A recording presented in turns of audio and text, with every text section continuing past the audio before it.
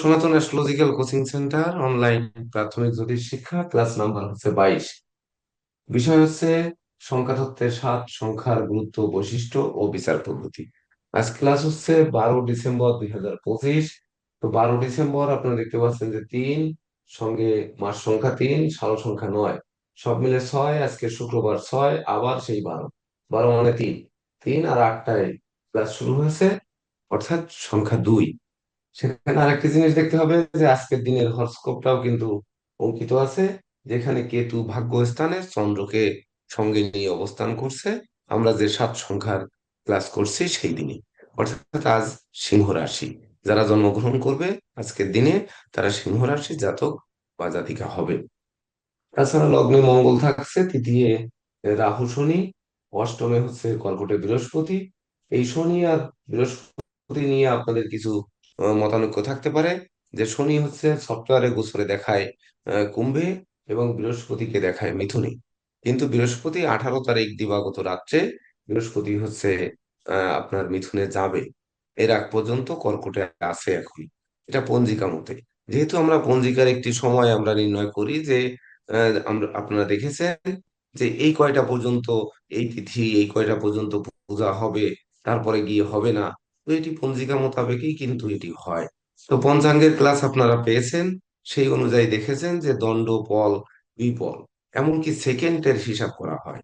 তো সেই মোতাবেক এখনো শনি বৃহস্পতি বিশেষ করে এই অবস্থানেই আছে, অর্থাৎ কর্কটে বৃহস্পতি, কুম্ভে শনি রাহু যুক্ত, চন্দ্র কেতু যুক্ত হয়ে সিংহে আছে, আর বৃশ্চিকে রবি বুধ শুক্র এই ত্রিগ্রহ যুক্ত হয়ে অবস্থান করছে।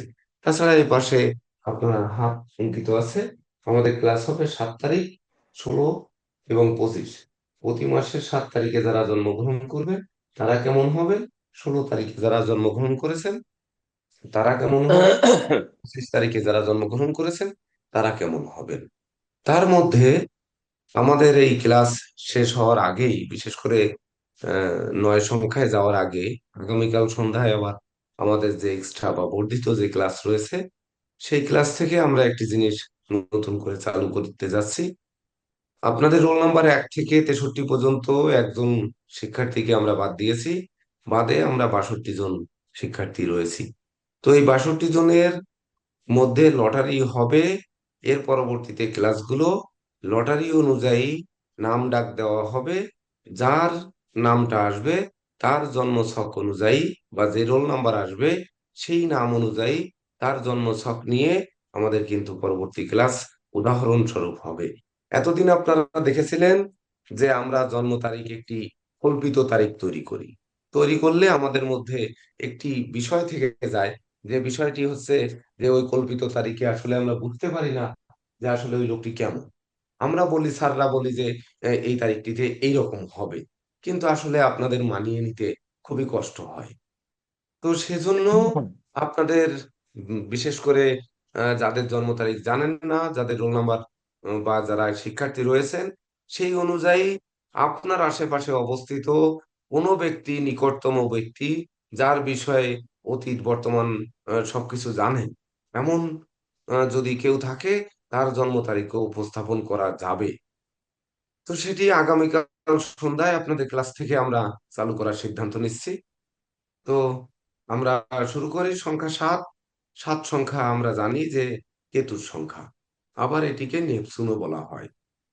রাহুকে ইউরেনাস আর কেতুকে নেপচুন, প্লুটোকে কিন্তু আমরা জ্যোতিষশাস্ত্রে ধরি না। এই কেতু হচ্ছে অমরত্ব লাভকারী এক সর্প দানবের নিচের অংশ, যার মাথা নেই। তো আমরা অমরত্ব লাভকারী, আপনারা জানেন যে আহ ভগবান বিষ্ণু বিশেষ করে দেবতাদের মধ্যে অমরত্ব লাভ করার জন্য সমুদ্র মন্থনে যে ক্ষীর উৎপাদন হয়েছিল, সেটি বিশেষ করে অমরত্ব লাভের জন্য পান করা হবে। তো সেখানে দৈত্য গোপনে গিয়ে সেই আহ সমুদ্র মন্থনের ক্ষীর খেয়ে ফেলে। তো খেয়ে ফেলে সে অমরত্ব লাভ করে। তখন ভগবান বিষ্ণু সুদর্শন চক্র দ্বারা তার গলাটি ছেদ করে। ছেদ করলে তখন তার মস্তকের অংশ রাহু হয়, আর নিচের অংশ কেতু নামে আমরা ডেকে থাকি জ্যোতিষে। যার জন্য কেতুর দৃষ্টি নেই। রাহু উল্টা দিকে, অর্থাৎ ঘড়ির কাঁটার দিকে পঞ্চম, সপ্তম, নবম এবং দ্বাদশে দৃষ্টি দেয়, কিন্তু কেতু কোনো দিকে দৃষ্টি দেয় না। যদিও কিছু কিছু গ্রন্থে, একটি দুটি গ্রন্থে কিন্তু পেয়েছি কেতুর দৃষ্টি আছে। কিন্তু কিভাবে থাকবে? তার যেহেতু মাথা নেই, তাহলে তার চোখ থাকবে কোথায় আর দৃষ্টি থাকবে কোথায়? এটি নিয়ে আমারও একটু সন্দেহ রয়েছে। তাই কেতুর গুণ হচ্ছে বিশেষ করে রহস্যময়তা। যেহেতু কেউ বলছে দৃষ্টি আছে, আবার আমি বলছি মাথা নেই, মাথা না থাকার কারণে চোখ নেই, চোখ না থাকার কারণে তার দৃষ্টি নেই, তার জন্য এর রহস্যময়তা হচ্ছে মূল শক্তি। সেই রহস্যকে আবার তিন ভাগে ভাগ করা হয়, যে গুহ্য রহস্য বা গুহ্য শক্তি, যেটাকে গোপন শক্তি বলা হয়, ভিতর অংশে থাকে। গুপ্ত শক্তি, সেটিও কিন্তু লুকায়িত থাকে। আর অলৌকিক শক্তি, সেটাও দেখা যায় না, এটাও কিন্তু লুকায়িত থাকে। তো এই তিন প্রকার শক্তি, বিশেষ করে গুপ্ত, গুহ্য এবং অলৌকিক, এই তিন শক্তি কেতুর মধ্যে থাকে। তাছাড়া বিশেষ করে এই কেতুর গুণ যে কি, এটি বোঝা খুবই কঠিন। তার জন্য আপনাদের কাছে রয়েছে ওই যে মানব কল্যাণে গ্রহরত্ন, এটির যে সংক্ষিপ্তাংশ আপনাদের বলেছিলাম, যে ক্যাটসাই রত্ন পাথরের যে উম, শুভ এবং অশুভত্ব, ওর ভিতর থেকে একটু আমরা দেখে নেব যে ওখানে কি রয়েছে। যাই হোক, সেটি আর একটু পরে দেখি। তাছাড়া আমরা জানি যে সপ্তাহে 7 দিন, 7 দিন পরে একদিন ছুটি, অর্থাৎ 7 দিন অন্তর অন্তর গিয়ে একদিন ছুটি। কিন্তু আমি বলবো আমার জীবনে সব দিন ছুটি, অর্থাৎ পুরা 7 দিনই আমার জন্য ছুটি। এটি কে দিয়েছে? কেতু দেয়। অর্থাৎ গুহ্য গুপ্ত অলৌকিক শক্তিধারী যারা, তাদের কাছে সব দিনই ছুটি বা সব দিনই কাজ, এইরকম দুটির একটি, মানে এদের কোনো দিন আর রাত নেই। তাছাড়া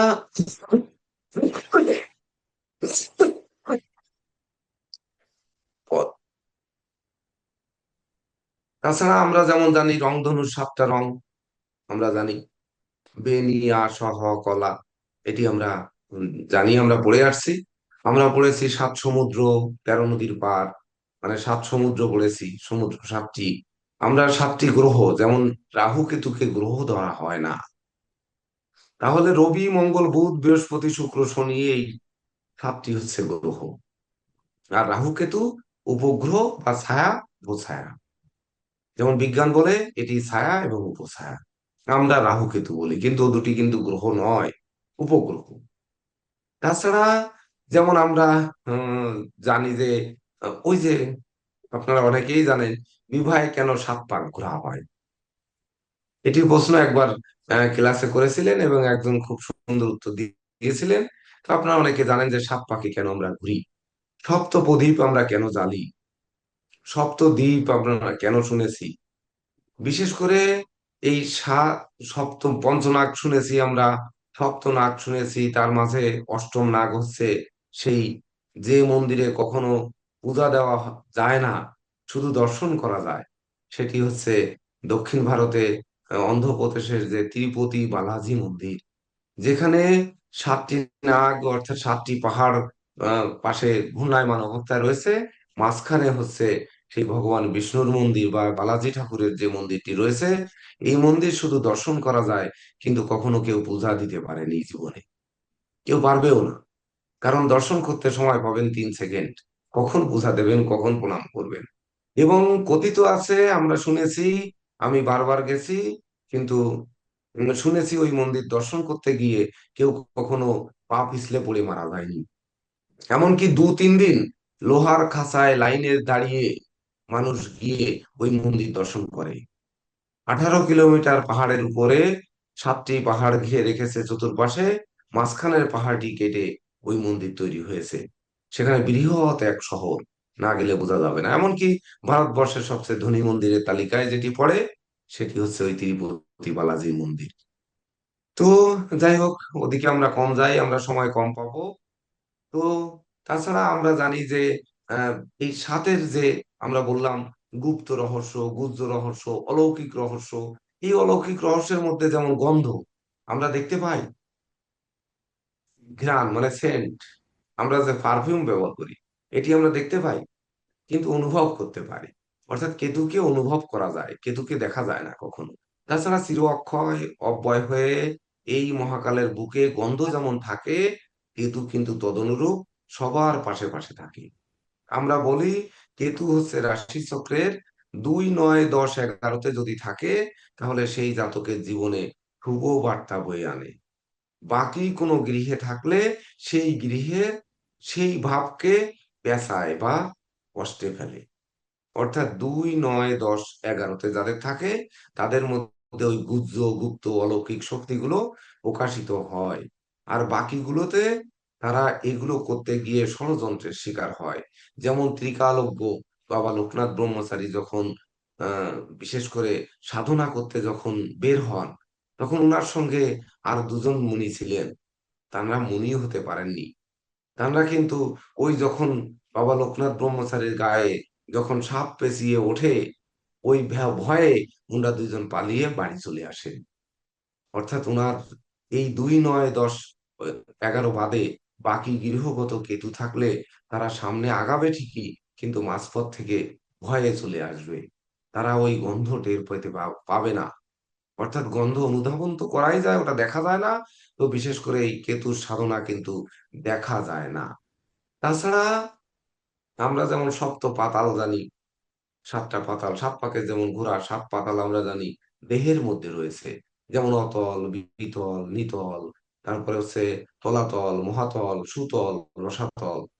এটা কিন্তু আমরা এই সাতটা উম, তল আমরা কিন্তু বলে থাকি, বা সপ্ত পাতাল নামে আমরা জানি। আবার ঋষি কিন্তু আমরা সাতজন ঋষিকে চিনি। সপ্তর্ষি, সপ্তর্ষি আপনারা অনেক আমার ছেলে মেয়ের নাম রাখেন, মেয়েদের নাম রাখেন বিশেষ করে। এই সপ্তর্ষি নাম কেন রাখেন, এই নামকরণ কেন? এটি কিন্তু বিশেষ করে ওই সপ্তর্ষি নাম হচ্ছে সাতজন ঋষির নামে। যেমন ঋষি মুনি, মরীচি, অত্রি, অঙ্গিরস, পৌলস্ত্য, তারপরে পুলত্র, ক্রতু আর বশিষ্ঠ। এই সাত মুনি মিলে হচ্ছে আমাদের সেই সপ্তর্ষি।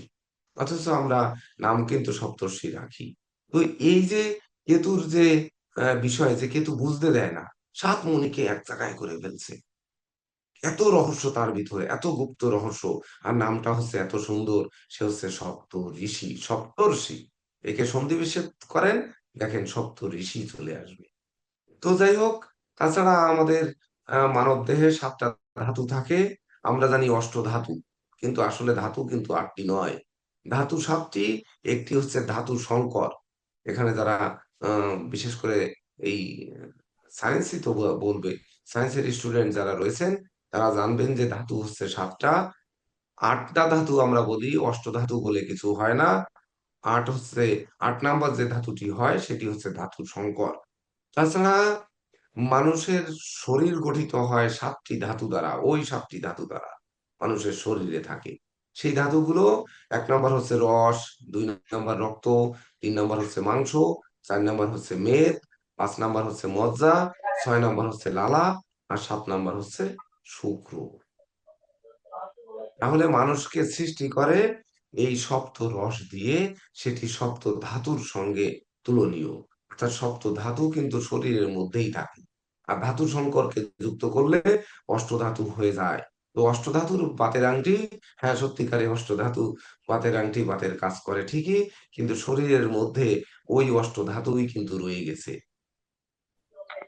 তাছাড়া আমরা জানি যে সাতটা পবিত্র নদী আমাদের, বিশেষ করে সাত সমুদ্র, যেমন সাতটা পবিত্র নদীর নামও কিন্তু আমরা অনেক সময় শুনেছি গল্পে, যেমন বা নামে আমরা অনেক সময় শুনেছি যে যারা পবিত্রতা বহন করে। যেমন আপনারা ওই কুম্ভ মেলার যে স্নান দেখেছেন, যে তিন নদীর মোহনায় যে স্নান হয়েছে, ভারত হয়েছে, এটি আপনারা অনেকে জানেন। তো যাই হোক, সেটিতে আমরা না যাই। তো সাতটি পবিত্র নদী কথা যেমন বলা হয়, গঙ্গা নদী আমরা পবিত্র বলে মানি, যমুনা নদী, উম, যমুনা স্নান এটাও আমরা বলি, গোদাবরী নদী এটাকেও পবিত্র বলি, সরস্বতী নদীকেও কিন্তু পবিত্র নদী বলি, নর্মদা, কাবেরী এবং সিন্ধু, এই সাত নদী আমরা বিশেষ করে পবিত্রতা উম, বা যুক্তির নিদর্শন হিসেবে আমরা পৌরাণিক গ্রন্থাদিতে কিন্তু আমরা পেয়ে থাকি। তাছাড়া বিশেষ করে মানুষের জীবনে যেখানেই কেতু দেয় নিরবিচ্ছিন্ন আনন্দ, যার কোনো লোভ লালসা মোহ নেই, নিরবিচ্ছিন্ন আনন্দ। যেমন আমরা কি করি, অখণ্ড তারক ব্রহ্ম মহানাম ব্রত, অখণ্ড তারক ব্রহ্ম নাম মানে কি? কোনো খণ্ডন হবে না। আপনারা অনেকে দেখেছেন যে 16 নাম 32 অক্ষর, এই যে কৃষ্ণ নাম অনর্গল হচ্ছে অষ্টপ্রহর, 16 প্রহর বা 32 প্রহর, কেউ দেখছেন 60 প্রহর ব্যাপী। 60 প্রহর তো হয় না মনে হয়, 8 7 56, 56 প্রহর 7 দিন। তো এর মধ্যে কখনো খণ্ডন যাবে না, অখণ্ড কৃষ্ণ নাম হবে। তার জন্য কি করে, এক একটি কীর্তনের দল ওঠে, আরেকটি একই সঙ্গে নামে, অনর্গল নাম চলে। তারপরে দেখবেন ওই মন্দিরের ভিতরে অনেকে বসে কৃষ্ণ নাম শুধু লিখছে, শুধু লিখছে, কাগজে লিখছে। কেন? যে 10 জনে বলে একই সঙ্গে লিখছে, কিন্তু একই সঙ্গে সবাই হরে কৃষ্ণ হরে কৃষ্ণ কৃষ্ণ কৃষ্ণ হরে হরে, অর্থাৎ হরে দিয়ে একই সঙ্গে কিন্তু কেউ শুরু করছে না। কেউ মাঝখান থেকে শুরু করছে, মাঝখানে পড়ে যাচ্ছে, কেউ লাস্টে পড়ে যাচ্ছে। অর্থাৎ ওই কৃষ্ণ নামে কোনো খণ্ডন হবে না। তার জন্য অখণ্ড তারা ব্রহ্ম মহানাম ব্রত আমরা বলি। তো এই কেতু কিন্তু বিশেষ করে নিরবিচ্ছিন্ন আনন্দ দিয়ে থাকে, আবার নিরবিচ্ছিন্ন দুঃখও কিন্তু দিয়ে থাকে। যে দুঃখের কোনো খাত নেই, যে দুঃখের কোনো পার্ট হবে না, আর যে আনন্দের কোনো পার্ট হবে না, সেটি হচ্ছে কেতু। যখন শান্তির প্রলেপ দেবে তখন নিরবিচ্ছিন্ন শান্তি দেবে, আর যখন অশান্তি দেবে তখনও নিরবিচ্ছিন্ন অশান্তি কিন্তু তাদের দেবে। তার মধ্য থেকে আনন্দের যে ধ্বনি বিচ্ছুরিত হবে সেটি হচ্ছে অলৌকিক, সেটি গুপ্ত, সেটি হচ্ছে গুপ্ত।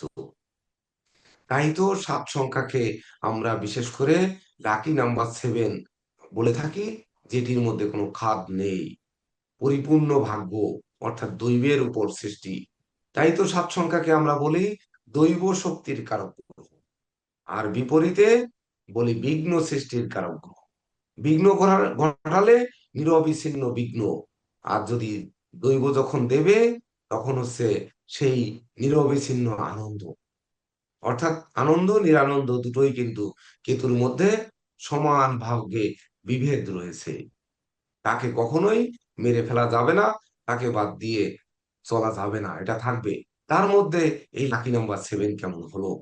আবার অনেকে এই যেমন গান গান, অনেকে 7 ভাই চম্পা জাগো রে জাগো, কিন্তু 7 ভাই চম্পা মিলেই যদি আমরা বলি যে 7 ভাই চম্পা আসলে হয়তো সনাতন অ্যাস্ট্রোলজিক্যাল কোচিং সেন্টারের জ্যোতিষ শিক্ষাটা পূর্ণ হতো। এটাও কিন্তু ধরেন আমরা আশা করতে পারি। কিন্তু আশা করলে তো আর হবে না যে 7 ভাই এক বোন, যে চম্পা 8 জন, এই 8 জন যে আসবে, আসলে 8 জন কোনোদিন একই শাস্ত্রে আসবে না। এটি যদি কোনোদিন দুনিয়ার বুকে ঘটে থাকে, তাহলে ওই গুজ্জ গুপ্ত বা অলৌকিক শক্তির মাধ্যমে ঘটতে পারে, নচেত কিন্তু ঘটার সম্ভাবনা নয় বা নেই। তাছাড়া আমাদের ওই যে বললাম যে কেতুর যেটি আমরা দেখব যে 7 সংখ্যার বা কেতু গ্রহের শুভ অশুভের দিকগুলো আমরা একটু দেখব। সেটি যদি আমরা দেখি তাহলে বলতে হবে কেতুর শুভ প্রভাবে হচ্ছে অশুভ লক্ষণ। ও এটি তো ক্যাটসাই রত্নের ভিতর আছে, আপনাদের পড়ে নিতে বলেছিলাম। এটি অল্প একটু দেখলে হবে। কোথায় গেল? উম, 137 পৃষ্ঠা স্যার। 37 পৃষ্ঠা? তা কি করে হয়? 137 নাকি, তাই দেখেন। হ্যাঁ স্যার, 137 পৃষ্ঠা। স্যার হ্যাঁ, 137 সুন্দর পৃষ্ঠা সুন্দর সুন্দর সুন্দর। 137 তার মানে আপনারা পড়েছেন। উপাদান, ক্যাটসাইয়ের পরীক্ষা, তারপরে হচ্ছে বর্ণ, ক্যাটসাইয়ের উপকারিতা। এই যে 140 নাম্বার পৃষ্ঠা দেখেন রয়েছে, কেতু নামক গ্রহের কুপ্রভাব বিনষ্টের জন্য ক্যাটসাই নামক রত্নপাথর ব্যবহার করা হয়। অবশ্য সৌরজগতে কেতু নামে কোনো গ্রহ নেই। চন্দ্রের ছায়া যেখানে পৃথিবীর ছায়ার উপর পড়ে, সেখানকার এক বিশিষ্ট প্রভাবশালী কাল্পনিক বিন্দুর নাম হলো কেতু। প্রকৃতপক্ষে কেতু গ্রহ চন্দ্রপাদ ব্যতীত আর কিছুই নয়। যাই হোক, কেতু নিঃসন্দেহে একটি উৎপাত গ্রহ। কেতু জন্মকুণ্ডলী যেখানে থাকে সেখানকারই শুভ ফল বিনষ্ট করে। বহির্জগতে কেতু দৃষ্টিহীন হলেও অন্তর্জগতে কেতু দৃষ্টি সম্পন্ন। কথাগুলো জেনে রাখা দরকার। তাছাড়া শুভ কেতু জাতক জাতিকাকে আধ্যাত্মিক মার্গে, আত্মজ্ঞানে, প্রজ্ঞায় ও চিন্তা চেতনায় উন্নতা আনয়ন করে। কিন্তু ব্যবহারিক জগতে কেতু এক বিঘ্ন সৃষ্টিকারী গ্রহ। চরম স্বার্থপরতা, হৃদয়হীন, অত্যাচারী, আত্ম অহংকারী, চরমদর্শী, কাপুরুষ, পঙ্গু, নেশাখোর, মামলাবাজ, ষড়যন্ত্রকারী প্রভৃতি শ্রেণীর লোকের উপর কেতুর আধিপত্য প্রবল। সমগ্র গোপনীয় ব্যাপারাদি, গুপ্ত হত্যা, গুপ্ত আড্ডা, অন্ধ মনোবৃত্তির প্রায় সিংহভাগই কেতু দ্বারা সৃষ্ট। মানব শরীরের যে সকল জটিল ও কঠিন ব্যাধিপীড়া চিকিৎসকের পক্ষে নির্ণয় করা কঠিন বা শেষ পর্যন্ত কোনো রোগী নির্ণীত হয় না, সেগুলি কেতু নির্দিষ্ট ব্যাধি, তাতে সন্দেহের অবকাশ নেই। বইগুলো দিয়েছি, যদি প্রয়োজন মনে করেন পড়বেন। বিপরীতে যে রোগগুলি সহসা আক্রমণ করে জীবনী শক্তিকে ধ্বংস করতে আরম্ভ করে, যেমন প্লেগ, বসন্ত, মহামারী, সর্পাঘাত, মেনিনজাইটিস, বাতরক্ত, দুষ্টক্ষত ছাড়াও শরীরস্থ রস ধাতুকে দ্রুত বিকৃত করে দেয়, তার প্রায় সিংহভাগই কেতুর বৈগুণ্যতায় ঘটে থাকে। ব্যবহারিক জগতে যে সকল আকস্মিক বিপদ আপদ ঘটে, যেমন যানবাহন দুর্ঘটনা, নৌকা ডুবি, বাড়িঘর ধসে পড়া, ঝড়ে ভেঙে পড়া, মারামারি, কলহ বিবাদ, উচ্চস্থান থেকে পতন, মিথ্যা ষড়যন্ত্রে জড়িয়ে পড়া প্রভৃতির মূলে কেতুর প্রভাব বর্তমান। আবার ধূমপান, গাঁজা, আফিং, ভাং, চরস, হেরোইন, ইয়াবা প্রভৃতি শুষ্ক নেশাজাত দ্রব্য, মানে তরল নয়, মদ্য নয়, কিন্তু শুষ্ক নেশা দ্রব্য, যে সকল ব্যাধিপীড়ার আবির্ভাব ঘটে, সেগুলো কেতুর প্রভাবে। অশুভ কেতুর প্রভাবে নারী জাতির সুতিকা, অশ্ব, ভগন্দর, টিউমার সহ জটিল জরায়ু রোগের উৎপত্তি হয়ে থাকে।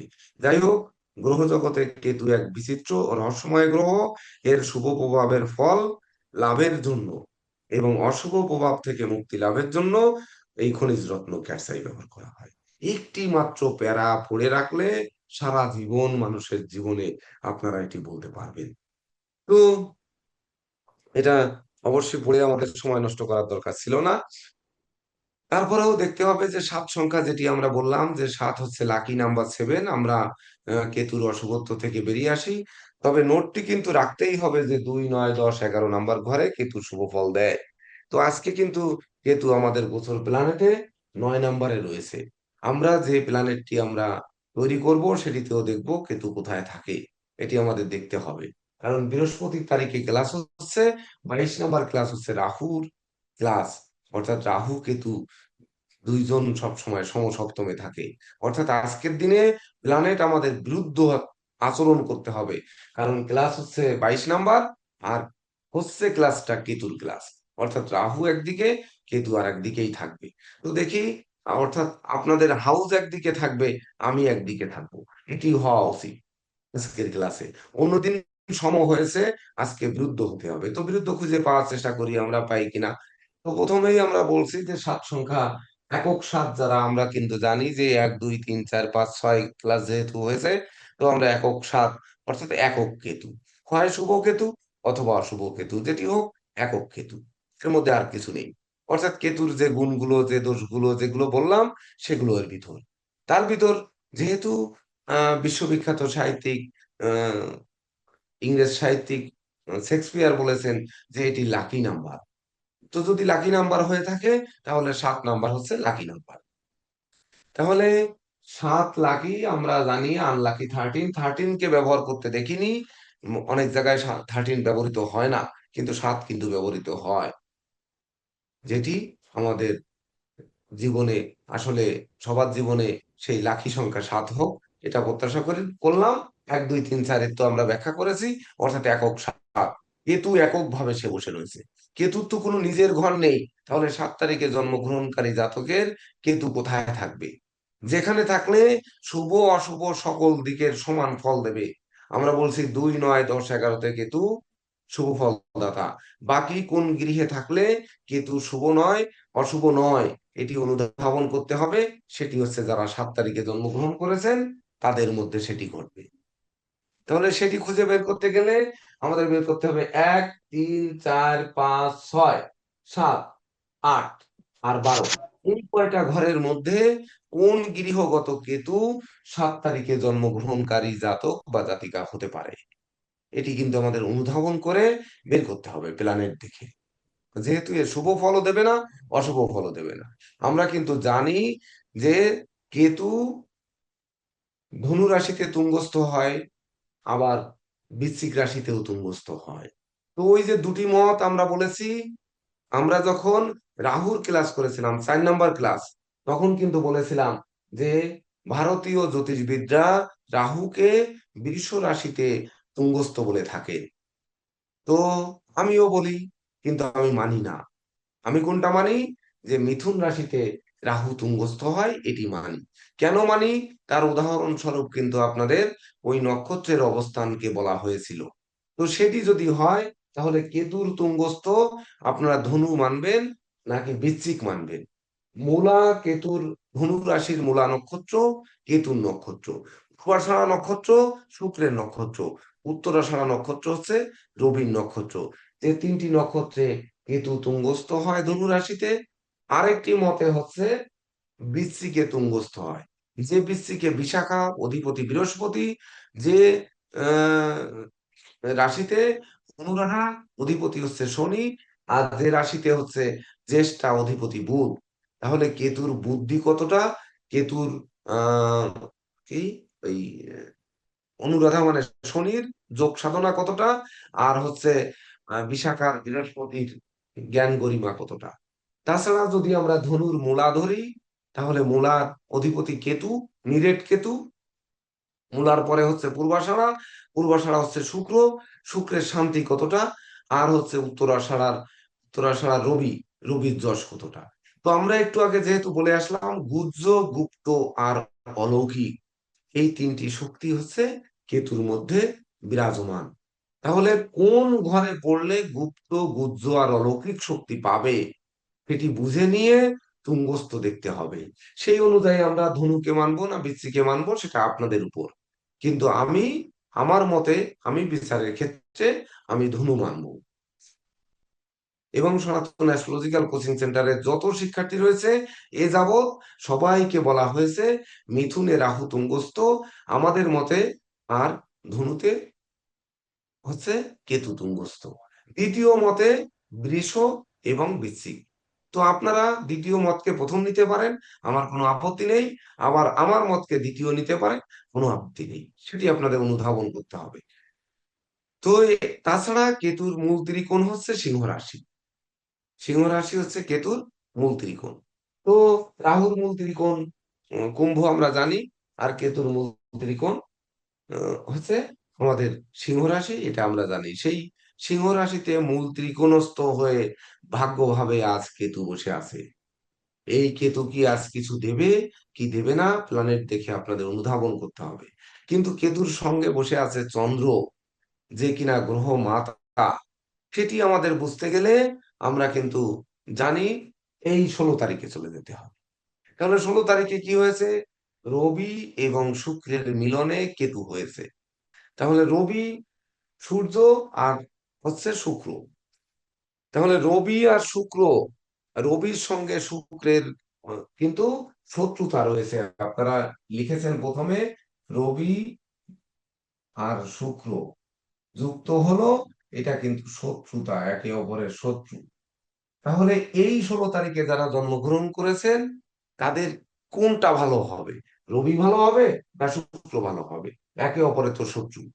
তাহলে রবি হচ্ছে গ্রহ পিতা, যে কিনা উদিত হলে জগৎ আলোকিত হয়। যার জন্য রবিকে মার্তণ্ড, মধ্যাহ্নের যে তেজদীপ্ত সূর্যের রশ্মি, তাকে মার্তণ্ড বলা হয়। কেন মার্তণ্ড বলা হয়?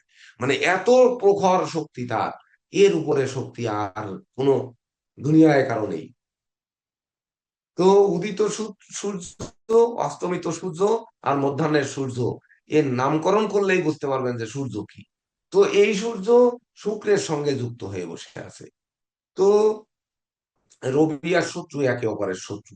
কিন্তু শুক্রও রবিকে শত্রু মনে করে, আবার রবিও শুক্রকে শত্রু মনে করে, অর্থাৎ দুজনেই পিঠে পিঠি শত্রু। কিছু কিছু ক্ষেত্রে আমরা জানি যে মঙ্গল বুধকে শত্রু মনে করে, কিন্তু বুধ মঙ্গলকে শত্রু মনে করে না, এটা তো আমরা জানি। কিন্তু এই ক্ষেত্রে দুইজন দুজনকেই শত্রু মনে করে। তো আমরা তো জানি। একটু দয়া করে ভিডিওগুলো যাদের সম্ভব অন করবেন। তো এই যে রবির হচ্ছে আমরা জানি সুনাম যশ খ্যাতি প্রতিপত্তি প্রতিষ্ঠা, এগুলো সব রবির অধীনে, বা রবির যে কাজগুলো সেগুলো আমরা জানি। আর শুক্রের কাজগুলো জানি সুখ শান্তি ধন ঐশ্বর্য প্রেম রোমান্স বিনোদন গান বাজনা আঁকা লেখা অভিনয় আবৃত্তি সোশ্যাল মিডিয়ার কর্ম, সবকিছু শুক্র। তাহলে এই দুই শত্রু একসঙ্গে যুক্ত হয়ে বসে আছে। তাহলে কি আমরা বলবো শুক্রের যাবতীয় যা কিছু আছে আর রবির যা কিছু রয়েছে, এই দুটির মিলন ঘটে, যেহেতু লাকি নাম্বার 7 হচ্ছে, এই সেভেনেরই রূপান্তর হচ্ছে এখানে। কিন্তু এই সাতকে তৈরি করলো রংধনুর 7টা রং, বা 7 সমুদ্র, 7 ফল, সপ্ত ধাতু। আর এই সাতকে জন্ম দিল গ্রহদেব সূর্য। সূর্যের মধ্যে যেগুলো রয়েছে সেটি কিন্তু আপনাদের ওই সংক্ষিপ্ত পেতে গেলে ওই রত্নপাথরের রবির উপকারিতার ভিতর পড়ে আসতে হবে, শুক্রেরও সেই উপকারিতার মধ্যে পড়ে আসতে হবে। তো ওখানে পড়ে আসলে সেই দুটির মিলন ঘটেছে। তাহলে এটি কি তৈরি করেছে? আমরা কিন্তু গণিতে পড়েছি মাইনাস প্লাস মাইনাস সমান প্লাস হয়, মাইনাসে মাইনাসে প্লাস হয়। অর্থাৎ দুটি নেগেটিভ গ্রহ একসঙ্গে থাকলে সেটি পজিটিভ ফল দেয়। কিন্তু কিভাবে দেবে? শুক্রের যে দিকগুলো রয়েছে আর রবির যে সম দিকগুলো রয়েছে, এই দুটি দিক মিলে প্লাস হয়। অর্থাৎ রবির সম একটি শূন্য করলাম, যোগ শুক্রের আরেকটি শূন্য, সমান শূন্যই হয়। অর্থাৎ দুটির যে অংশগুলো রয়েছে, ওই দুটির যে একই অংশ একই চরিত্র যেগুলো রয়েছে, সম চরিত্র যেহেতু দুই শত্রু, সম চরিত্রগুলোকে ভাগাভাগি করে নেয়, বাকি চরিত্রগুলোকে কিন্তু একে অপরের দিকে ধাক্কা দিয়ে ঠেলে দেয়। যেমন আমরা বলেছি হাইড্রোজেন আর অক্সিজেন মিলে খাবার জল হয়, কিন্তু আবার যখন যৌগ তৈরি না করে মৌল তৈরি করে, তখন সেটি খাইলে কিন্তু নাড়ি ভুঁড়ি পচতে পচতে যায়। তো এই রবি এবং শুক্র মিলিত হয়ে যে যোগটি তৈরি করেছে, যে লাকি নাম্বার তৈরি করেছে, ওই লাকি নাম্বারের মধ্যে যৌগ এবং মৌল দুটিই রয়েছে। তো আমাদের মৌল অংশ সরি যৌগ অংশকে আমাদের গ্রহণ করতে হবে, মৌল অংশ ত্যাগ করার জন্য দুজনকে পরামর্শ দিতে হবে। তো রাশিচক্রে যদি কখনো রবি এবং শুক্র এখানে কিন্তু দ্বাদশে যুক্ত হয়ে বসে আছে, দেখেন রবি আর শুক্র, এই দুই সংখ্যা মিলে যদি কেতু হয়, এর শুভ দিকগুলোকে তাকে স্বাগত জানাবে, কিন্তু অশুভ দিকগুলো দুজনে মিলে মারামারি করে ওই দ্বাদশ ভাবকে ছিনিয়ে নেবে। যেমন আমি গত পরশুদিন রাত্রে কিন্তু মারামারি লাঠালাঠির মধ্যে পড়ে গিয়ে আমার অংশ ছিনিয়ে নিয়েছে। এমনকি সেখান থেকে হারিয়ে মানে অনেক কিছু হারিয়ে চলে আসছি। আমি শুধুমাত্র নীরজ স্যারের সঙ্গে এটি শেয়ার করেছি, আর কেউ এখনো যায়। তো সেটি কিন্তু ঘটেছিল। আমরা 5 জন না 6 জন লোক, আমরা 6 জন লোক কোনো রকমে পেরে উঠিনি। গুরুজি এটি কিন্তু ঢাকাতে? না না এই খুলনাতে সাধারণ কোনো ব্যাপার না, এমনি কোনো মারামারি টারি কিছু না। কিন্তু যা হচ্ছিল সবকিছু হারিয়ে টেরিয়ে চলে আসতে হতো, এরকম। তো যাই হোক, ওই যে আমরা 6 জন ছিলাম, সঙ্গে আরেকজন আরেকটা পক্ষ যুক্ত হলো। অর্থাৎ সেই নেগেটিভ আর পজিটিভ মিলে দুই দিকে ওই কেতুই তৈরি করলো। ভালোর মধ্যে ল, ভয়াকার ল, এর মধ্যেও কিন্তু মন্দটা থাকে। না হলে ভালোর বিপরীত মন্দ হতে পারে না। ওই লকে যদি আপনারা বিশ্লেষণ করেন আর ভাকে যদি বিশ্লেষণ করেন, তাহলে ওখানেই মন্দ খুঁজে পেতে হবে। অর্থাৎ সেই মন্দ খুঁজে পেতে আপনার এই রবি আর শুক্রের মিলনের পজিটিভ অংশকে বাদ দিয়ে যে নেগেটিভ অংশ থাকবে, ওটি হচ্ছে মন্দ। তখন আর এটি স্বাদ থাকে না, অর্থাৎ লাকি থাকে না ওই অংশ, আর বাকি অংশ লাকি হয়। অর্থাৎ দুটি পার্টের মধ্যে যদি দেখি, 7 হচ্ছে একটা সোজা দাগ আর একটা কাটিয়ে দাগ। তাহলে কাটিয়ে কেতু, কেতু এই কাত করা দাগটা হচ্ছে কেতু। মানে কেতু তো সোজা না, ও মাল তো আঙ্গুলটা সোজা না, আমার আঙ্গুলের মতো এরকম বাঁকা। মানে সাপের লেজ তো বাঁকাই থাকে। তো এটি হচ্ছে আপনার সেই বাঁকা। আর সোজা অংশ হচ্ছে রবি আর শুক্রের যে সোজা অংশ, সেটি উপরের অংশ। আবার সাপকে অনেকে লেখেন এভাবে একটু দিয়ে এই, তখন কিন্তু উপরের অংশও বাঁকা, নিচের অংশও বাঁকা। অর্থাৎ এই জন্য রবি আর শুক্র মিলন ঘটিয়ে, অর্থাৎ এই দুটি কখন যৌগ তৈরি করবে আর কখন মৌল তৈরি করবে বোঝা কঠিন। দুটো জিনিসই কিন্তু বাঁকা বক্র। সাপের লেজ যেমন সোজা হয় না, এদের এই সাপ কিন্তু সোজা হয় না। এই 16 তারিখের সাপ কখনো সোজা হয়, নোট করে নিয়েন। এইবার 25 তারিখ, 5 আর 2 7, চন্দ্র আর বুধ। আমরা জানি চন্দ্রের সঙ্গে বুধের শত্রুতা আছে কি নেই? আছে। বুধ চন্দ্রকে শত্রু মনে করে, কিন্তু চন্দ্র কি বুধকে শত্রু মনে করে? করে কি? না, করে না না। স্যার, করে না। করে না। করে না। তাহলে কে মনে করলো? বুধ মনে করলো চন্দ্রকে। অর্থাৎ, ও, এখানে একটু মুছে ফেলি।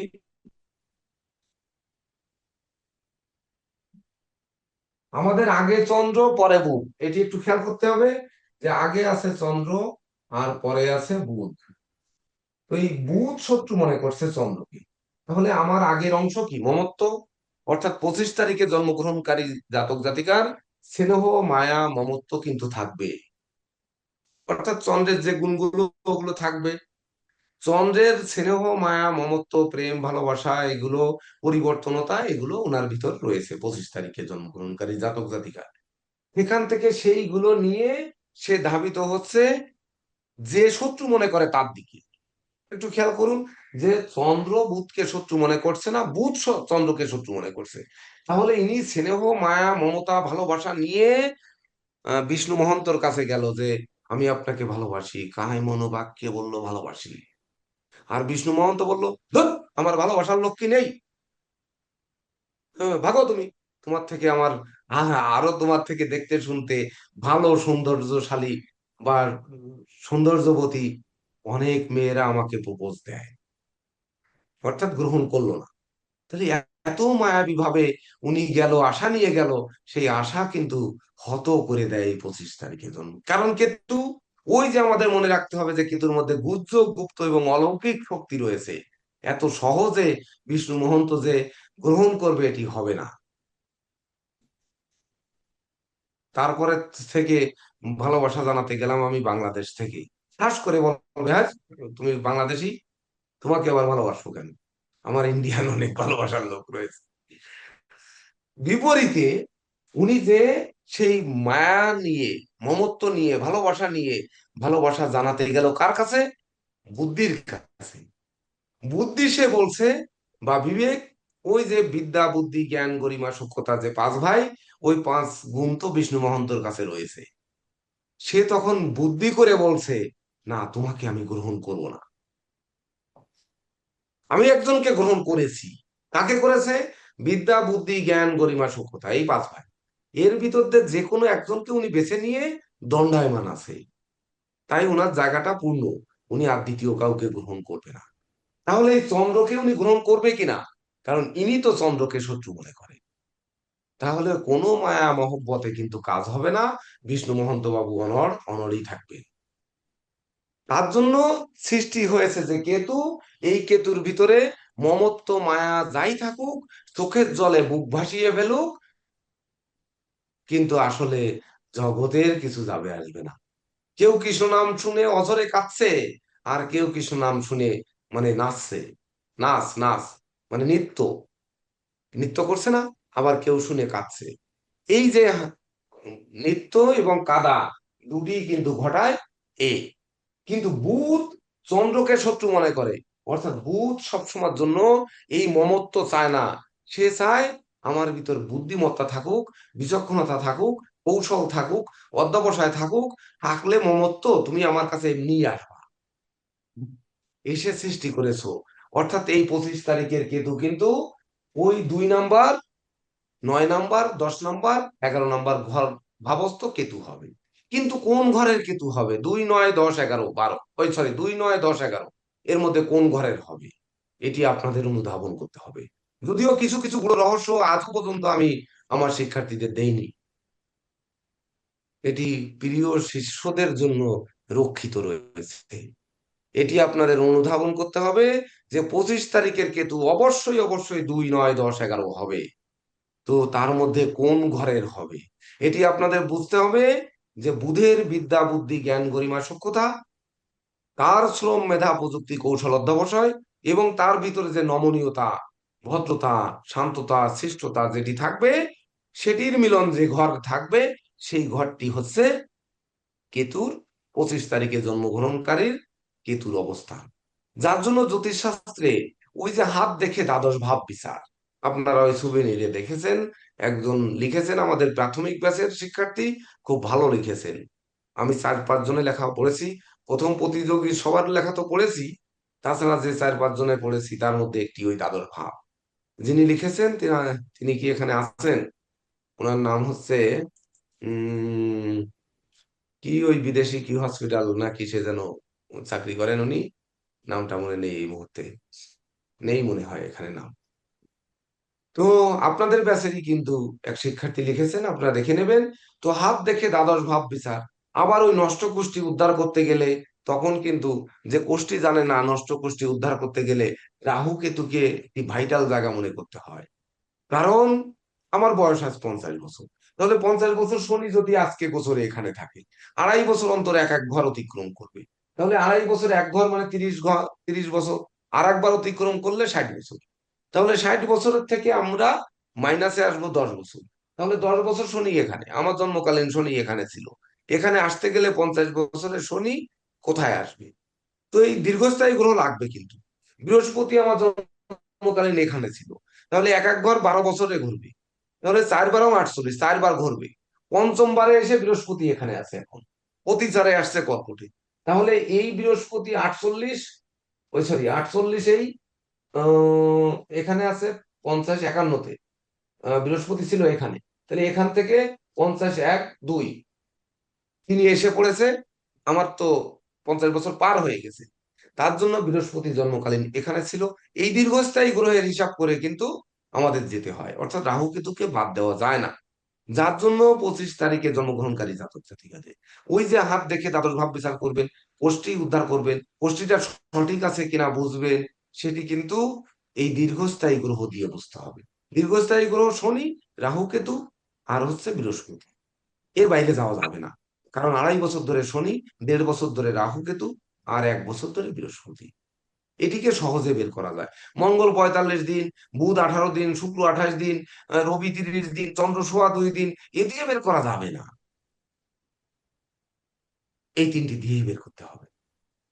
তো এবার আমি জেকে দেব স্যারের দৃষ্টি আকর্ষণ করব প্রথম।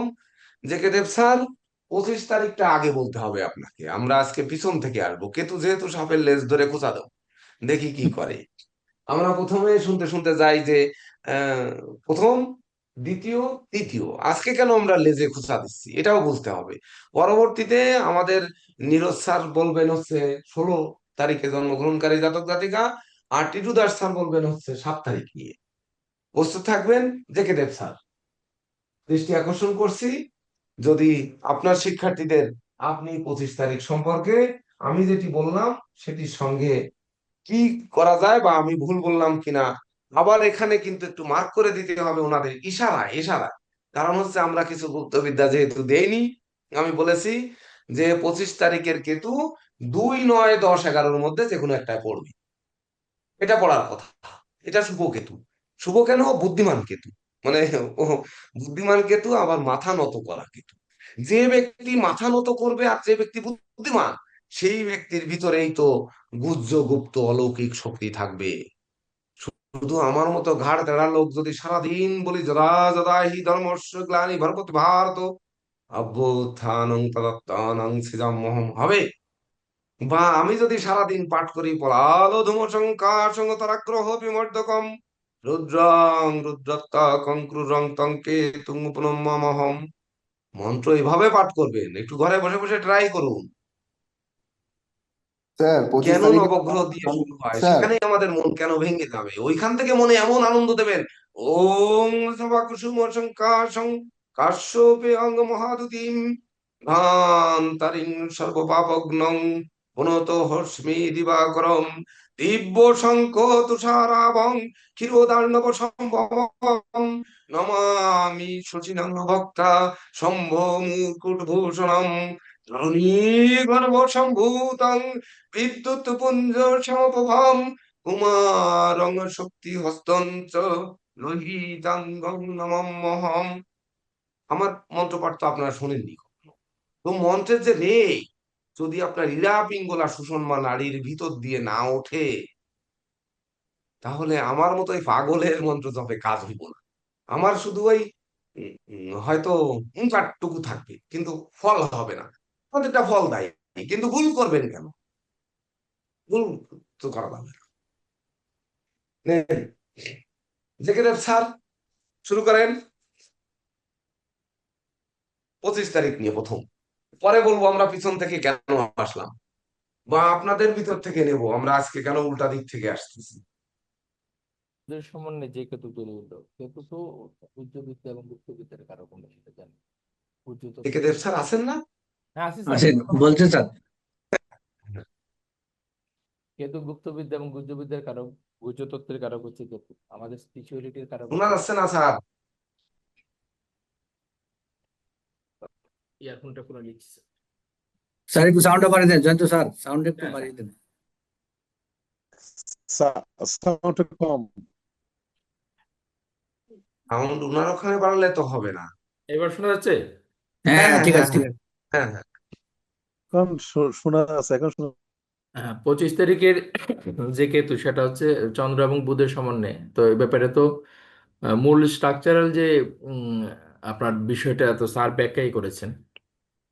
এখানে চন্দ্র এবং বুধ আপনার হচ্ছে যে কেতু তৈরি করেছে, সেই কেতুর আলোচনা যাওয়ার আগে কেতুর যে মূল বিষয়গুলা, কেতু হচ্ছে গুহ্য তত্ত্বের কারক, গুপ্তবিদ্যার কারক, কেতু হচ্ছে স্পিরিচুয়ালিটির কারক। এখানে একটা বিষয় হচ্ছে আমাদের আমরা যখন জন্মছক তৈরি করি তখন জন্মছকে রাহু এবং কেতুর যে অবস্থান, সেখানে আমরা অলওয়েজ রাহু এবং কেতুকে বক্রী দেখি। তো কোনো গ্রহ যখন জন্মছকে বক্রী হয়, সেটা নির্দেশ করে যে ওই ব্যক্তির এই গ্রহ সম্পর্কিত বা যে ভাবে বক্রী হচ্ছে সে ভাব সম্পর্কিত বিষয়ে কিছু না কিছু ফার্স্ট লাইফ ঋণ থাকে, অর্থাৎ পূর্বজন্মকৃত ঋণ থাকে। আমরা কেতু এবং রাহুকে যেহেতু আপনার অলওয়েজ বক্রী দেখি, তাহলে প্রত্যেকটা ব্যক্তির জন্মছকে রাহু এবং কেতুকে যদি আমরা দেখি, তাহলে তার পূর্বজন্মের কি ধরনের ঋণ আছে সেটা কিছুটা স্যার অনুধাবন করতে সাউন্ড পারি। শোনা যাচ্ছে না, মানে খুব মানে স্লো আসতেছে। আমি না, জানি না এখন ঠিক আমার আছে, এখানে কিনা। এখন ঠিক আছে, এখন ঠিক আছে জয়ন্ত স্যার, ঠিক আছে এখন। আচ্ছা, তো এখানে চন্দ্র এবং বুধের যে মধ্যে যে কেতুর সৃষ্টি হলো, আমরা জানি বুধ হচ্ছে বুদ্ধিমত্তার কারক আর চন্দ্র হচ্ছে মাতৃমূর্তির মহত্ব। এখন বুদ্ধি যখন স্নেহপরবশ হয়, তখন কিন্তু সে তার একটা পজিটিভিটি সৃষ্টি করে। স্যার একটা দিকে ইঙ্গিত করেছেন যে কেতু 25 তারিখের যে কেতু, সেই কেতু দ্বিতীয়, নবম এবং একাদশ তার কোনটার মধ্যে হতে পারে। বুধ হচ্ছে চন্দ্রের পুত্র, কিন্তু মানে তারাদেবীর গর্ভে তার জন্ম। চন্দ্রের ষোড়শে বুধের জন্ম হলো, বুধ হচ্ছে বৃহস্পতির কাছে লালিত পালিত হয়েছে, কাজেই এই বুধ কিন্তু বালকালেও সে শাস্ত্রবিদ্যায় পারদর্শী। তো শাস্ত্রবিদ্যায় পারদর্শী এই বুধ, তার মধ্যে রয়েছে চন্দ্রের মাতৃমূর্তির মমত্ব। যখন সে চন্দ্রযুক্ত হয়, তখন জ্ঞানটাকে সে একটা বৃহৎ লেভেলে নিয়ে যাওয়ার একটা প্রয়াস করে। তো আমরা জানি যে আধ্যাত্মিক যে জ্ঞান, শাস্ত্রীয় যে জ্ঞান, সেটা তো নবম ভাব থেকেই প্রাপ্ত হয়। তো স্যার যেটা বলছেন সেটা আমি নবম ভাবটাকেই বুঝতে পারি আর কি। চন্দ্র এবং বুধের 25 তারিখের যে কেতু, সেটাকে নবম ভাবের কেতু বলে আমি অনুধাবন করি। কেতু যখন আপনার নবমে থাকে, তখন ব্যক্তির আধ্যাত্মিক যে জীবন বা তার যে ধর্মীয় যে চেতনা, সেই জায়গায় আপনার হচ্ছে কিছু প্রশ্ন জাগে তার মনের মধ্যে। সেই প্রশ্নের খোঁজ করতে গিয়ে সে হচ্ছে নিজেকে সামনের দিকে এগিয়ে নিতে পারে। আর এইভাবে কেতু হচ্ছে আকস্মিক শুভফল প্রদান করে থাকে। কেতু এমনিতেও যে কোনো বিষয়ে আকস্মিক শুভফল প্রদান করে থাকে। আবার হচ্ছে যে সমস্ত ভাবে কেতু নেগেটিভ হয়, সে সমস্ত ভাবে আকস্মিক সেটাও শুভ ফল, FA ফল, মানে নিচে নামিয়ে দেয় আর কি, আহ, উচ্চ স্থান হইতে পতন ঘটিয়ে দেয়। তো আমরা চন্দ্রের কারকতা যদি দেখতে চাই, এখানে বুধ আর চন্দ্র যেহেতু যুক্ত আছে, বুধ তো শাস্ত্রবিদ্যার কারক, আমরা জানি সেটা, মানে বৃহস্পতির কাছে শাস্ত্র জ্ঞান পেয়েছে। আর চন্দ্রের কারকতা যদি, চন্দ্র হচ্ছে চক্রের চতুর্থ ভাবের অধিপতি। তো চতুর্থের চন্দ্র হচ্ছে মনের কারক। কিন্তু অষ্টমে যখন আপনার চন্দ্র আমরা খুঁজি, আমরা যখন অষ্টমে যাই, আমাদের তো অষ্টম ভাব হচ্ছে গুহ্যবিদ্যার কারক। যেহেতু গুহ্যবিদ্যা নিয়ে কথা বলা হচ্ছে, কাজে অষ্টম ভাবকে নিয়ে কথা না বললে সেটা অপূর্ণতা থেকে যাবে। চন্দ্র যদি মনের চৈতন্যের সত্তা হয়, তাহলে অষ্টম হচ্ছে সেই চৈতন্য সত্তার গভীরতা, মানে আমি যে সত্তাটাকে লালন পালন করছি, যে সত্তাটাকে উপলব্ধি করছি, তার গভীরে আর কোনো সত্তা আছে কিনা। আবার এই অষ্টম থেকে যদি আমি দ্বাদশে চলে যাই, যেটাকে আমরা মুক্তির ভাব বলি, তো সেই জায়গাটি হচ্ছে আমাদের সেই মনের যে গভীরতা আছে, সেই গভীরতা থেকে মনকে নির্লিপ্ত করার যে জায়গা, সেটা হচ্ছে দ্বাদশ ভাব, যেখান থেকে আমরা হচ্ছে নির্বিকার আনন্দ লাভ করতে পারি। তো এই যে প্রসেসিংটা, সেই প্রসেসিংটা আমরা শাস্ত্রের মাধ্যমে পেয়ে থাকি।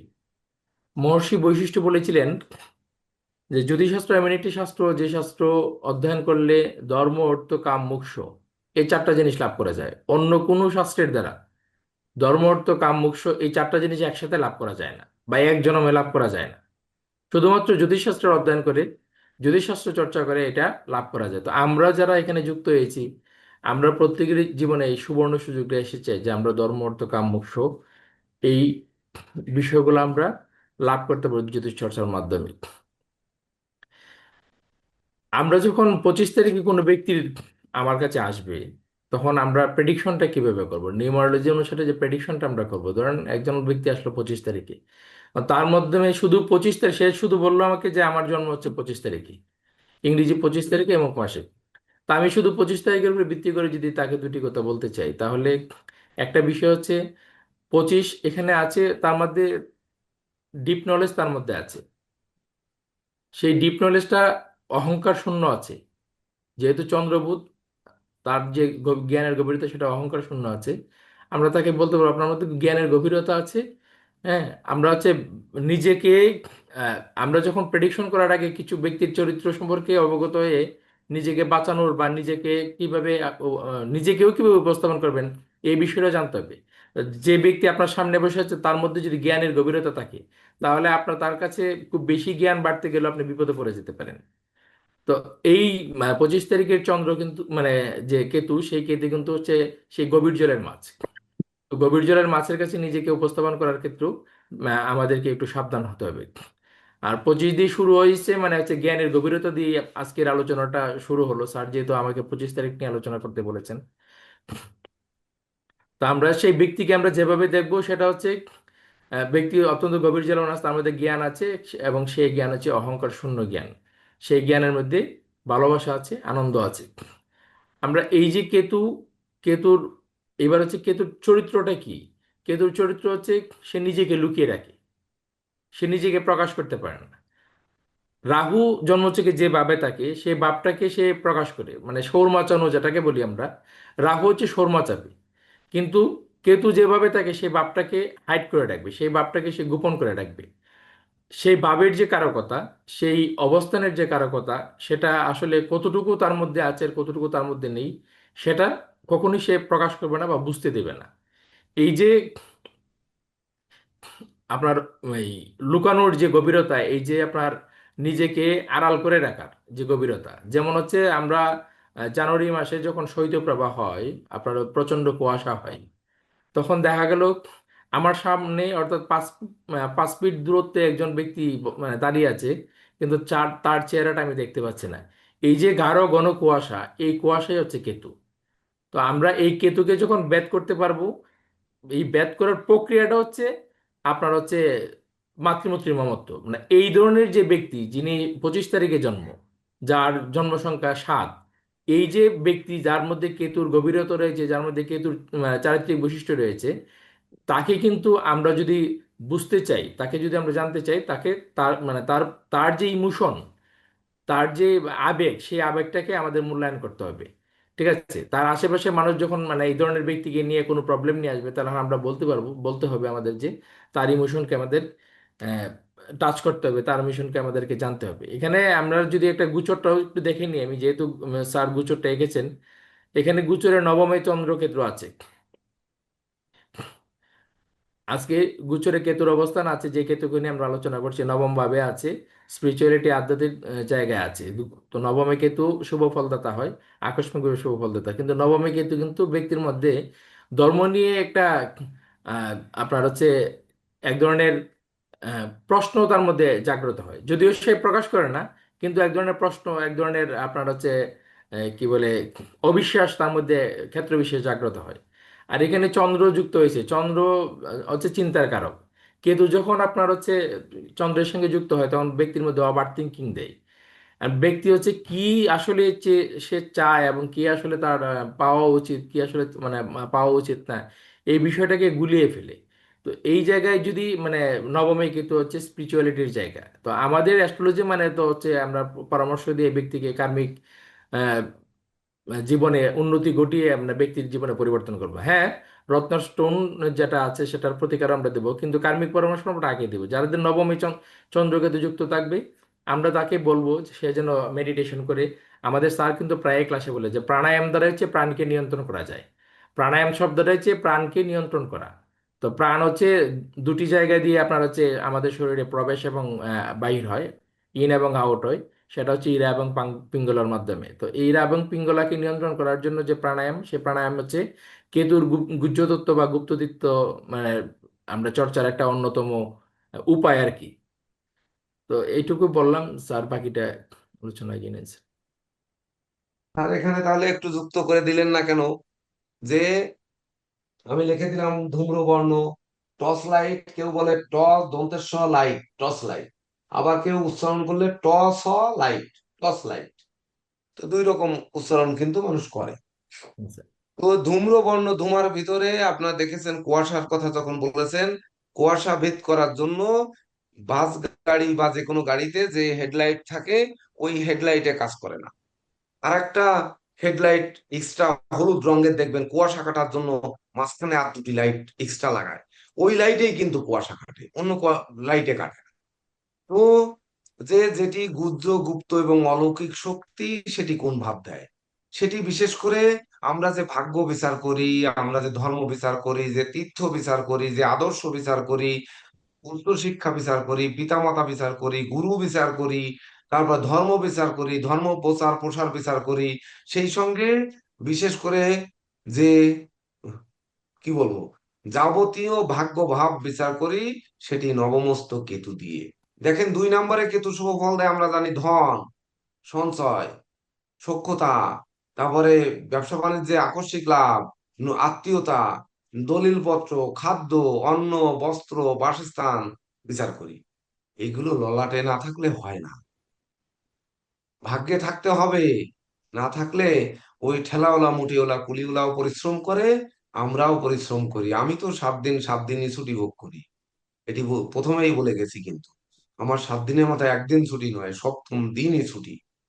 তো সেটি 2 নম্বর ঘর, তাহলে ধন কিভাবে দেবে, সঞ্চয় কিভাবে দেবে, ব্যবসা বাণিজ্যে আকস্মিক লাভ কিভাবে দেবে, অন্ন বস্ত্র বাসস্থান কেমনে দেবে, দলিল কেমনে দেবে।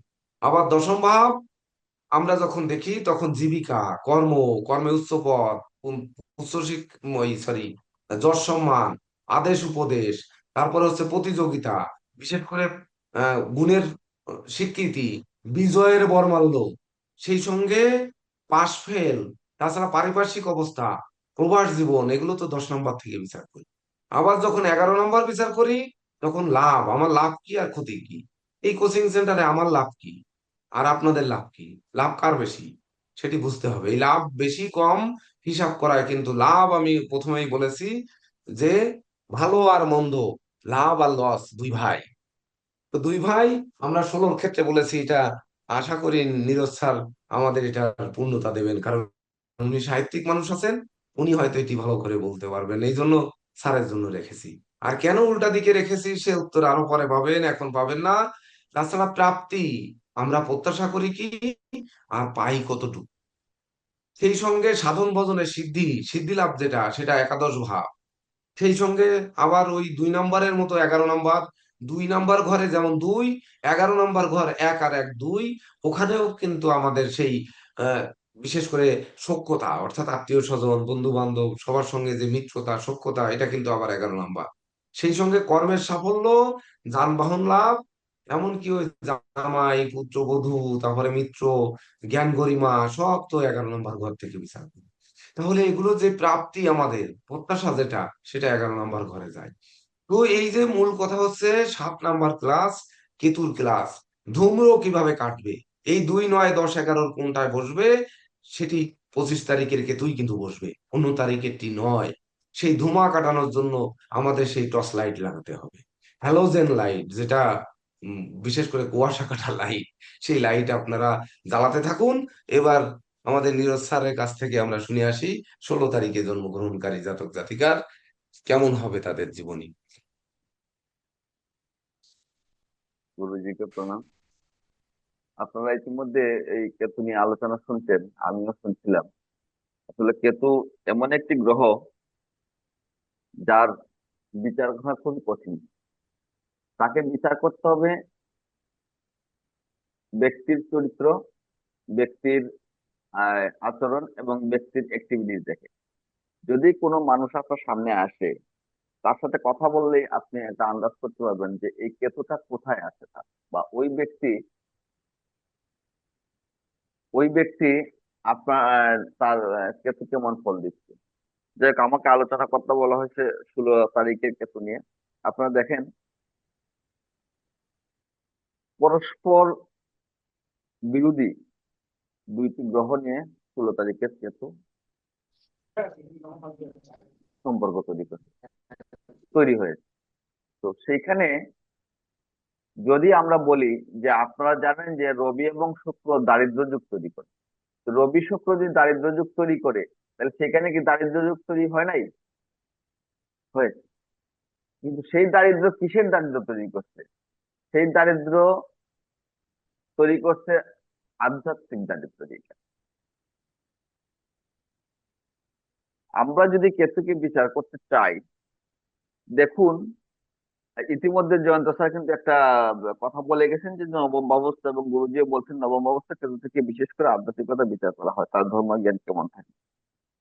আমরা যদি বলি যে কেতু যেহেতু অন্তর্মুখী, যে বিষয়টা আমরা আগেই জেনেছি, কেতুর মাথা নাই, কেতু শুধুমাত্র সবকিছু হৃদয়ে দিয়ে বিচার করে। এখন সেই হৃদয় যদি শুভ গ্রহের সাথে সম্পৃক্ত না হয়, সে আহ, বাজে চিন্তা করবে। আর যদি শুভ গ্রহের সাথে সম্পৃক্ত হয়, তাইলে ভালো চিন্তা করবে। তাইলে এইখানে যদি আমরা দেখি, যদিও একমাত্র রবি শুক্র এখানে সংযুক্ত হয়েছে, কিন্তু শুক্র কিন্তু নৈসর্গিক শুভ গ্রহ, কিন্তু আগে রবি। এই 16 তারিখের কেতু কখনো মান দোষের চিন্তা করে না। আবার সে তার প্রতিষ্ঠার স্বার্থে সে শুক্রকে অনেক সময়, শুক্র নিয়ে তার এত চিন্তা নেই, তার সৌন্দর্য বুদ্ধির চিন্তা নেই, তার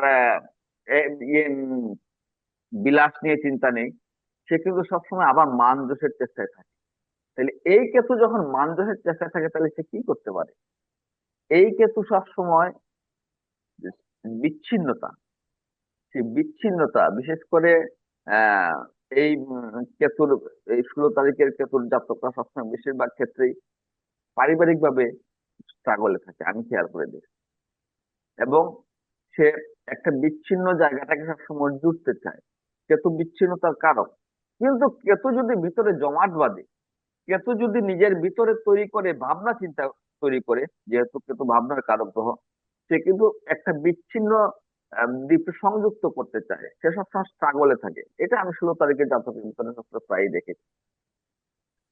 তারপরে বিশেষ করে তার 16 তারিখের মানজাসের প্রতি তার যতটা না আকৃষ্ট, শুক্রকে অ্যাভয়েড করেও সে সবসময় এগিয়ে যেতে চায়, কিন্তু সে পারে না অদৃশ্য কিছু বাধার কারণে পারে না।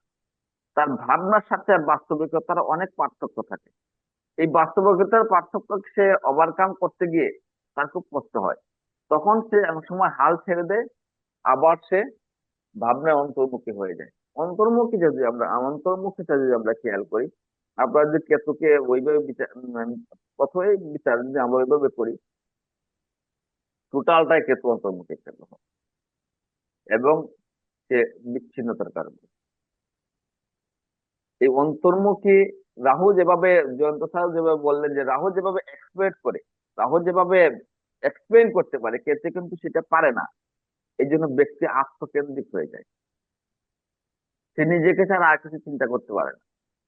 যখন সে নিজেকে ছাড়া চিন্তা করতে পারে না, তখন সে শুধুমাত্র তার আহ পরিবার কিভাবে ভালো থাকবে, পারিবারিক সীমার ভিতরে সে নিজে চিন্তাকে ব্যস্ত রাখে। এখন প্রশ্ন হচ্ছে কেতু কোন গ্রহের সান্নিধ্যে আছে? কেতু যেহেতু একা কখনোই ফল দিতে পারে না, কেতু সবসময় শুভ গ্রহের সান্নিধ্যে থাকলে শুভ গ্রহ যুক্ত হয়ে ভালো ফলাফল দেয়। আর অশুভ গ্রহের ক্ষেত্রে থাকলে সে সবসময় সেই ব্যক্তি সবসময় স্বার্থপর হবে, ষড়যন্ত্রকারী হবে। সেই ব্যক্তি অপরের অনিষ্ট চিন্তা করবে, নিজের হৃদয়ে জ্বলে পড়ে মরবে, কিন্তু বাইরে সেটা প্রকাশ করতে পারবে না। তো 16 তারিখের কেতু বা 16 তারিখের যে জাতক, আহ সে জাতক বেশিরভাগই আমি খেয়াল করেছি যে দশম ভাবে তার কেতু পাওয়া যায়। সে সবসময় গুপ্ত কাজ নিয়ে থাকে। সে দেখবেন আপনাকে এমন ভাবে প্রশ্ন করতেছে, আহ আমি বিশেষ করে খেয়াল করেছি যে এমন ভাবে প্রশ্ন করতেছে সে আপনার ভিতর থেকে জানতে চায়, নিজেকে প্রকাশ করতে চায় না। আমাদের এই ক্লাসে এরকম আছেন। আমি অনেককে বলেছি যে আপনারা কেন নিজেকে আড়াল করে রাখেন, তাইলে বুঝতে হবে আপনার কেতু একটা কুম্ভ আপনার ভিতরে আছে নিজেকে জানার জন্য। অনেকে নিজেকে জানার জন্য কেতু কিন্তু প্রশ্ন তৈরি করে, সেটা আপনারা জেনেছেন আগের আলোচনায়। এই নিজেকে জানার জন্য যে বিষয়গুলো আছে, এই বিষয়গুলাই কিন্তু কেতু নিয়ে। যতক্ষণ পর্যন্ত আপনার ভিতরে নিজেকে জানার পর, যেমন এখানে অ্যাস্ট্রোলজিতে অনেকেই আসছেন, আধ্যাত্মিকতার কারক, গুপ্ত জ্ঞানের কারক কেতু, কিন্তু কেতু আপনাকে এখানে কেন নিয়ে আসে? কোন কেতু আপনাকে নিয়ে আসে? আপনাকে নিজেকে জানার কেতু নিয়ে আসছে, নাকি গুপ্ত বিদ্যার চর্চা করলে কেতু নিয়ে আসছে? সেটা আপনি নিজেকে অ্যানালাইসিস করলেই বুঝতে পারবেন। তো আহ, এখানে যারা নিজেকে আড়াল করতে চান, যারা চুপি চুপি শিক্ষা নিতে চান, নিজেকে প্রকাশ করতে চান না, যারা মনে করেন ঠিক আছে আমি এখান থেকে যতটুকু নিয়েছি নিলাম, বাকিটা আমি আমার মতো প্র্যাকটিস করবো, এই যে আমার মতো বিষয়টা, এই আমার মতো বিষয়টাই কিন্তু কেতু। এখন আপনার বাচ্চাটি কেতু কোথায় আছে সেটার উপর নিয়ে আসবে আপনার প্রতিষ্ঠা। ওই কেতু আপনাকে কতটুকু জ্ঞান দেবে, আপনি জ্ঞান কতটুকু অ্যানালাইসিস করতে পারছেন, সেটার উপর নির্ভর করবে আপনার বাকি কর্মকাণ্ড। তো স্যার আমি এটিকে আলোচনা করলাম আর কি। সুন্দর বলেছেন। যেমন 7 ভাই যারা যুদ্ধে যেতে তারা, তাহলে 7 ভাই যাদের নেই তারা কি যুদ্ধে যেতে না? যেতে। যারা ভিডিও অফ করেছেন তারা কি জ্যোতিষ হবেন না? হবে। যেমন গতকালকে আমি ওই 5টা কোট পিনের গ্রুপে দিয়েছি, আপনারা অনেকে দেখেছেন। তো আগামী বছর যেহেতু আমার কোট পিন নিয়ে অনেকে মন্তব্য করেছেন, স্যার এক ধরনের কোট পিন পরেছেন, আমাদের এক ধরনের কোট পিন পরিয়েছেন, তার জন্য আমার ধরনের কোট পিন তৈরি করতে দেওয়া হয়েছে। আমি বলেছিলাম গতকালকে তার স্যাম্পল 5 কপি পেলাম, পাওয়ার পরে সেটি একটু ছবি তুলে গ্রুপে দিলাম যে ওইটাই তৈরি করা হবে। তো সেখানে আমাদের সিনিয়র ব্যাচের শিক্ষার্থী, উচ্চতর ব্যাচের শিক্ষার্থী সুব্রত মল্লিক বাবু বলেছেন যে জিনিসটি ছোট হতে পারে, কিন্তু এটি পেতে গেলে আসলে বৃহস্পতি নাকি যেন ভালো থাকতে হবে। সেটি বৃহস্পতি ভালো আছে কিনা সেটি অনেকে অনেক রকম কমেন্ট করেছেন যে এই কোটপিনটি নিয়ে। তো যে কেতু বিশেষ করে জিতাবে না, দেখুন কয়েকটা জিনিস লিখেছি। আলো পায় না, মানে ধূম্রবর্ণ আলো পায় না, এই 16 তারিখের কেতু পায় না। তাছাড়া হা হুতাশ করে, সেই হা হুতাশ বিশেষ করে ওই কেতু করায়। আইডেন্টিটি পায় না, মানে নিজের যে স্বীকৃতি সেই স্বীকৃতি পায় না, সামাজিক স্বীকৃতি, এটা 16 তারিখের কেতু পায় না। কেন পায় না? কারণ রবির যে আলো, ওই আলোকে কেতু সহ্য করছে না, ওই সরি শুক্র সহ্য করছে না। আর শুক্রের সুখ শান্তিও রবি সহ্য করছে না, যার জন্য তাদের জীবনে শান্তির অন্ধকার কিন্তু নেমে আসে।